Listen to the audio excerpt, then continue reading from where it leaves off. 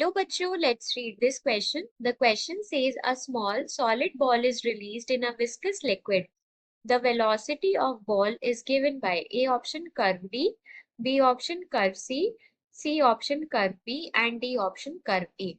So यहाँ पर हमारे पास जो की कॉन्सेप्ट यूज होगा वो है हमारे पास motion of an object in viscous liquid.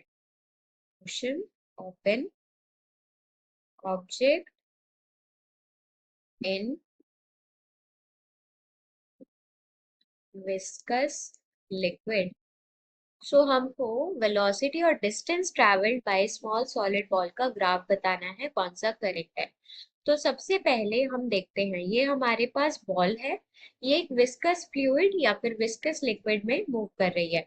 Initially just अभी हमने इसको छोड़ा है, छोड़ने का मतलब है हमने रेस्ट से ये बॉडी जो है ऑब्जेक्ट है स्टार्ट हुआ है, मतलब इनिशियल वेलोसिटी इसकी जीरो है. तो ग्राफ स्टार्ट कहाँ से होना चाहिए? जीरो से स्टार्ट होना चाहिए. अब इस ऑब्जेक्ट के ऊपर कौन कौन सी फोर्स लगेगी? इस ऑब्जेक्ट का वेट mg. अब जैसे जैसे वो ऑब्जेक्ट अगर उस विस्कस फ्लूइड में है तो उसके ऊपर एक फोर्स लगेगी, बाइंड फोर्स. साथ ही साथ जैसे उसके पास वेलोसिटी आती जाएगी वैसे ही उसके पास विस्कस फोर्स भी लगती जाएगी. सो यहाँ पर इनिशियली क्या होगा? Initially velocity is zero. अगर वेलोसिटी जीरो है तो जो हमारे पास विस्कस फोर्स होती है वो वेलोसिटी के डायरेक्टली प्रोपोर्शनल होती है. तो विस्कस फोर्स भी क्या होगी? इनिशियली जीरो होगी.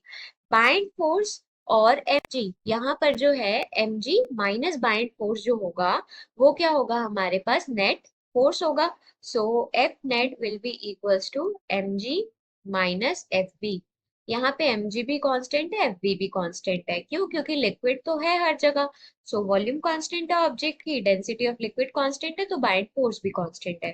तो इनिशियली एफ नेट जो है वो आया हमारे पास mg माइनस एफ बी.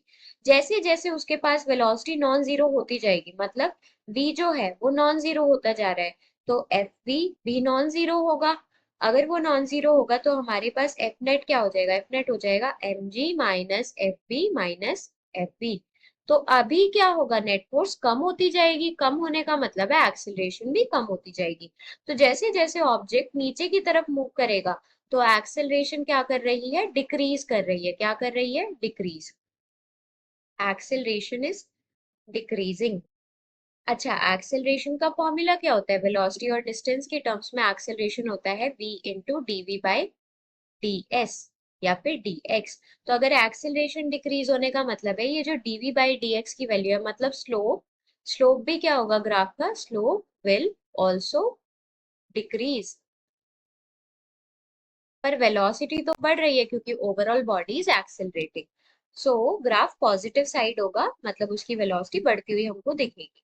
अब क्या होगा? एक इंस्टेंट ऐसा आएगा जहां पे नेट फोर्स जो होगा, नेट फोर्स ऑन बॉडी या फिर on ball will be zero. Net force zero कब होगा? जब zero M A equals to zero कब होगा? एम ए नेट फोर्स है. सो ये हो जाएगा हमारे पास M G minus F B minus F we.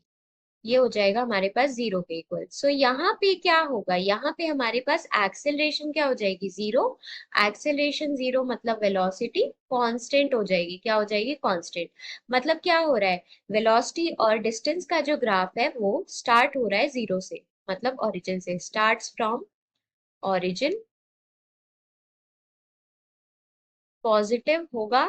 साथ ही साथ उसका स्लोप जो है, स्लोप इज डिक्रीजिंग.